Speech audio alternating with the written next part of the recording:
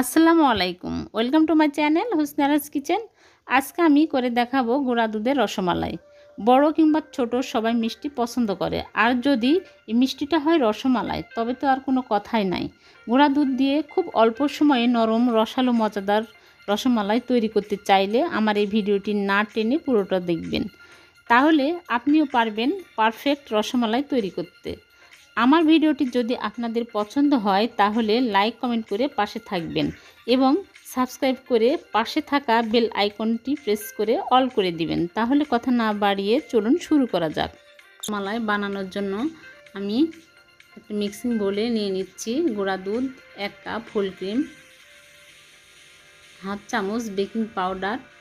আমি এখানে baking powder নিয়েছি, আর সামান্য পরিমাণে এলাচের গুঁড়া দিয়ে হাত দিয়ে ভালোভাবে মিক্স করে নিচ্ছি। মিক্স করা হয়ে গেলে আমি এর মধ্যে দিয়ে দিচ্ছি 1 টেবিল চামচ ঘি দিয়ে ঘষে ঘষে হাত দিয়ে ভালোভাবে মেখে নিচ্ছি। এরপরে একটা বড় সাইজের ডিম আমি ফেটিয়ে নিয়েছি, অল্প অল্প করে দিয়ে আমি মেখে নিচ্ছি। এখানে আমি একটা বড় সাইজের ডিম নিয়েছি, আর ছোট সাইজের ডিম হলে একটার বেশি লাগবে। আপনারা অল্প করে দিয়ে মেখে নেবেন, তাহলে পরিমাণটা বুঝতে পারবেন। এরপরে আমি একটা র্যাপিং পেপার দিয়ে র্যাপ করে 10 মিনিটের জন্য রেস্টে রেখে দিয়েছি। এরপরে 10 মিনিট পর ফিরে আসলাম। দেখুন ডোটা অনেকটা সেট হয়ে গেছে। এরপরে আমি একটু একটু করে নিয়ে মিষ্টি আকারে শেপ দিয়ে নিব। আমি এখানে লম্বা শেপ দিয়ে নিচ্ছি, আপনারা চাইলে গোল চ্যাপটা যে কোনো শেপ দিতে পারেন। এইভাবে করে আমি সবগুলো মিষ্টি বানিয়ে নিলাম। এরপরে চুলায় আমি একটা প্যানে গরুর দুধ নিয়েছি 1 লিটারের একটু বেশি। আপনারা চাইলে এখানে গুঁড়া দুধ দিয়েও তৈরি করতে পারেন।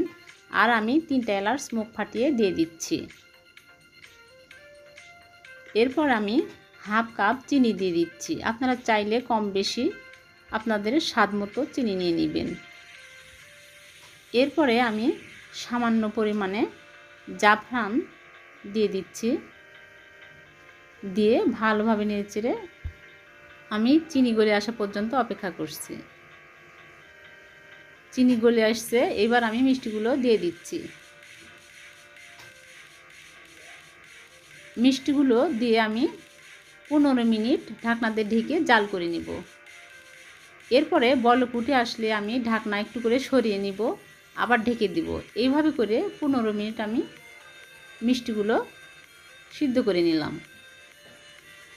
এই যে দেখুন মিষ্টিগুলো অনেকটা ফুলে এসছে। এরপরে কড়াইটা আমি 2 দিকে ধরে আমি এরকম করে দোল দিয়ে দিব।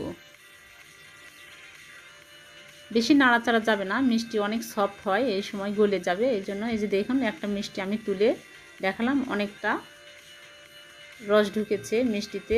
এরপর আমি কড়াইটা নামিয়ে চুলাটা অফ করে ঢাকনা দিয়ে ঢেকে 1 ঘন্টা ঠান্ডা হওয়া পর্যন্ত অপেক্ষা করব। এরপর মিষ্টিগুলো আমি সার্ভ করলাম। এই যে দেখুন মিষ্টিগুলো অনেক সুন্দর হয়েছে, আর শিরাগুলো অনেকটা ঘন হয়ে আসছে ঠান্ডা হওয়ার পরে। এই যে দেখুন অনেকটা গোটা হয়ে আসছে। এরপর আমি মিষ্টিগুলো উপরে দিয়ে দিচ্ছি শিরাগুলো।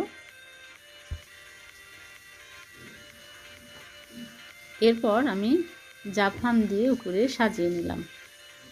বাস খুব সহজে তৈরি হয়ে গেল গুঁড়া দুধের রসমালাই। আজ এ পর্যন্তই, আবার দেখা হবে নতুন অন্য কোনো ভিডিওতে। আমার ভিডিওটি ভালো লাগলে লাইক কমেন্ট শেয়ার করতে ভুলবেন না। আর হ্যাঁ, আমার চ্যানেলের নতুন নতুন ভিডিও সবার আগে পেতে আমার চ্যানেলটি সাবস্ক্রাইব করবেন। ভালো থাকবেন, সুস্থ থাকবেন। আল্লাহ হাফেজ।